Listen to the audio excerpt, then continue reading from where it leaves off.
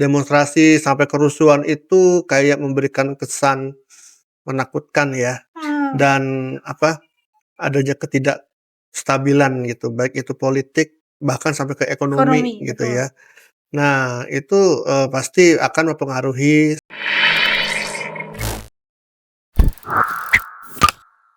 Beberapa waktu lalu kita melihat demonstrasi besar yang berdampak pada aktivitas bisnis dan kehidupan sehari-hari, termasuk psikologis tim.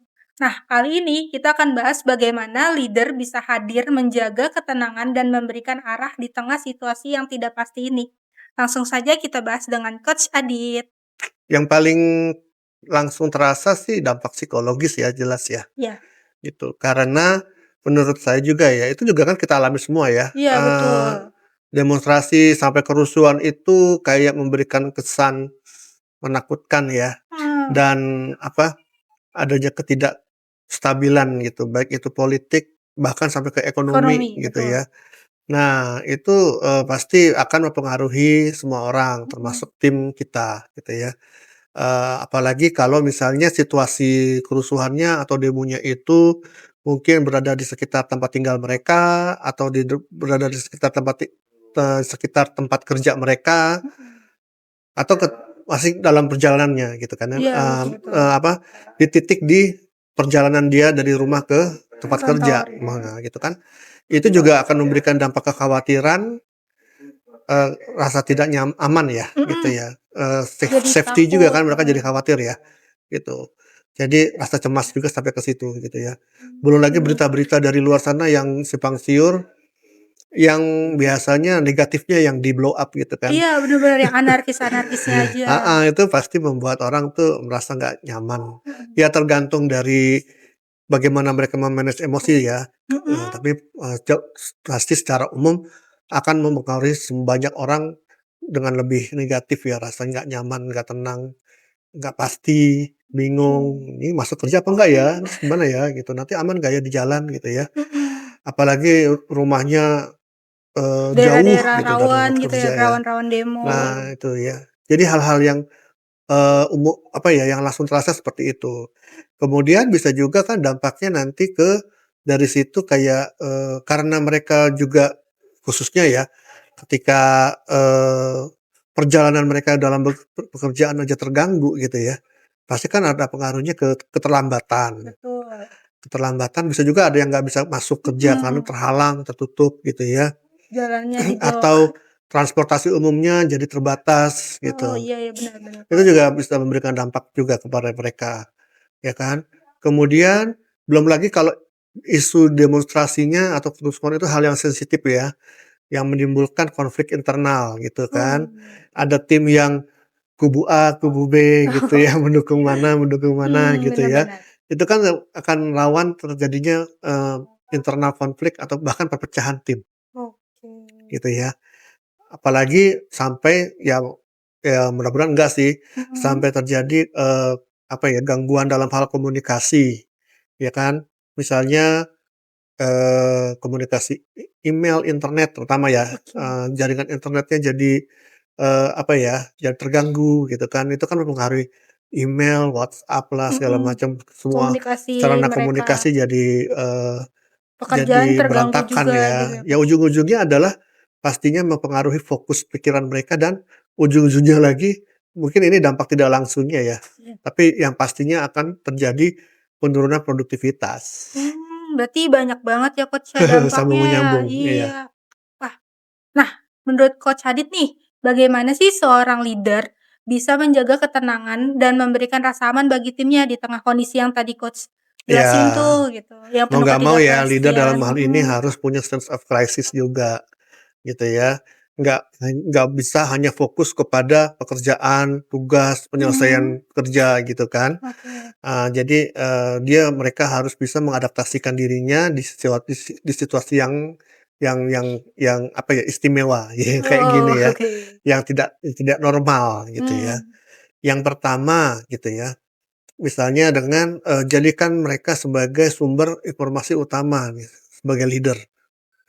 Daripada tim itu, cari-cari informasi yang nggak jelas gitu ya mhm, di luar sana gitu ya. Isu-isu khususnya terkait hoaks. dengan kondisi, perusahaan, ya ya timnya, leader-nya lah yang harus menjadi corong komunikasi utamanya. Oh, harus Harus jadi cepat informan gitu iya, ya? harus cepat memberikan informasi terupdate, tentang kebijakan-kebijakan perusahaan yang memang dipengaruhi oleh situasi yang ada, gitu Oh, ya. oke oke. Macam-macam sih kebijakannya ya, tergantung Mhm, situasinya apakah, work from home kah, atau tetap kerja normal kah, atau apa gitu ya. mmm, Cuman dalam penyampaiannya itu juga perhatikan juga dengan cara yang peka lah ya dan empati gitu kan. Nggak oke. hanya informasi yang dingin, tapi juga tetap ada sentuhan manusiawinya kan gitu Oke kepada oke. mereka. Ya memberikan ketenangan gitu ya. Walaupun tidak menafikan ketidakpastian ini tetap gitu Mhm. ya. Ya memang ini situasinya lagi nggak pasti, lagi nggak lagi darurat gitu ya. Tapi tetap ya nggak bohong juga bahwa situasinya lagi darurat gitu kan. Iya. Juga bilang juga, "Enggak kok aman-aman aja," stabil-stabil aja di sana di luar sana lagi pada jarah-jarahan gitu ya. Jadi walaupun di luar lagi panas gitu ibaratnya tentang Ya tetap demo, akui memang situasinya heeh, panas, situasinya tetap lagi ini. leader-nya harus menjaga tetap mereka Betul, tenang gitu ya, Coach, ya? artinya gitu ya. Ya itu tadi Oke. sebagai sumber informasi juga Mhm. jadikan contoh gitu ya. Iya, Kalau memang leader-nya ingin timnya tenang, leader juga harus tenang gitu kan, jangan iya, panik gitu ya.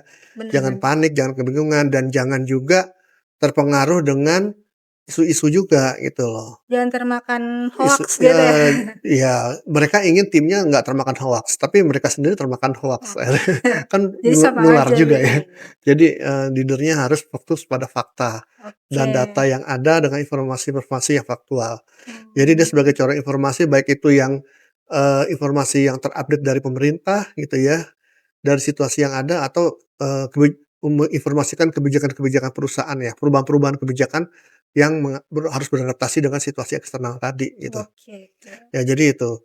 Kemudian tadi juga memberikan contoh ya supaya dia Mhm. tenang gitu ya segala macam dan, tetap menjaga tim ini agar tidak pecah gitu ya. Mmm, Ya kan? Karena ya tadi ya bisa jadi sih kan tadi isu demonya hal yang sensitif ya, iya. isu sosial atau isu SARA mungkin atau isu politik yang memang riskan untuk saling berseteru gitu kan. Oke, takut kubu-kubuan Nah gitu ya, gitu Coach, ya? ya. Nanti satu tim 10 orang, 5 orang kubu A, 5 orang kubu B, ribut sendiri gitu ya. Mmm, Nah itu jadi para leader harus fokus kepada kesamaan, apa, ketujuan utama perusahaan ini aja gitu loh. harus netral gitu ya? Netral pertama gitu ya, netral, tunjukkan kenetralan, fokus kepada jalannya bisnis, fokus kepada kelangsungan bisnis yang tujuannya juga untuk kelangsungan hidup mereka gitu loh. Di tengah perbedaan yang ada kan mereka pasti kesamanya adalah apa? Survive kan, mereka ingin Mhm, survive, mereka ingin bertahan demi keluarga mereka, demi kelangsungan hidup mereka sendiri kan, itu yang betul. difokuskan gitu loh. Jadi, pastikan, tim itu tetap menyatu gitu ya, di tengah Oke.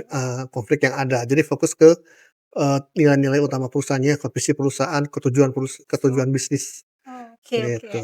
Ya caranya macam-macam sih. Iya, tergantung cara perusahaan Cara komunikasinya masing-masing juga ya gitu. akhirnya Yang ya, penting gitu. tidak menyudutkan satu pihak ibaratnya Iya, gitu yang ya, penting dia Coach. tetap netral, Mhm, ya, tidak berpihak kepada satu sisi gitu ya, iya, jadi leader yang betul-betul, bisa menekankan kesamaan dan iya. tujuan utama bisnis itu ya.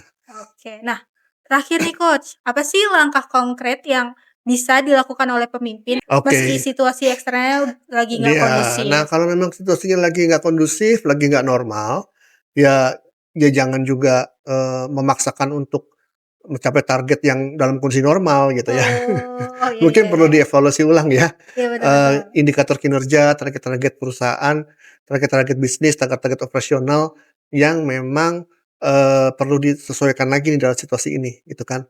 Kan Oh, bisa jadi, oh nggak bisa deh setiap hari ke kantor, harus work from home.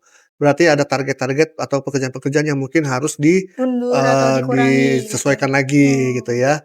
Ada yang memang hal yang kritikal yang harus dikerjakan, fokus ke situ dulu, yang bisa ditunda, yang sifatnya, eee, sesuatu yang, nggak kritikal gitu ya, ditunda dulu kali, fokus pada yang kritikal gitu, ya oke. kan.